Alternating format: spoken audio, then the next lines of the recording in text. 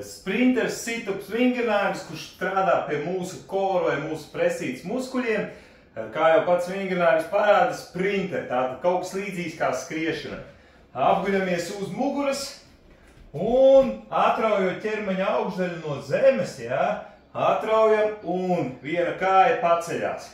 Ja šī, teiksim, paceļās kreisā kāja, tātad labā roka imitē kā skriešana, skrien. Nolaižam lejā. Pamainam kājas, paceļam ķermeņa augšdaļu, tad labā kāja saliecās, tā paliek taisna, otra roka kustās, un nolaižamies lejā. Kopā izstāst šādi. Cik vien, asi un ātri, paceļam ķermeņa augšdaļu, bet nolaižamies lejā lēnām, mierīgi. Ja sākumā nevaru pilnībā atraut ķermeņa augšdaļu no zemes, izdaru tik tālu, lai tikai atrautu slāpstiņas, un nolaižos lejā. Un nolaižos lejā. Un nolaižos lejā. Bet, es noteikti labāk redzētu, ka pamēģinam izdarīt vismaz pāris reizes pilno sprinter sit-up.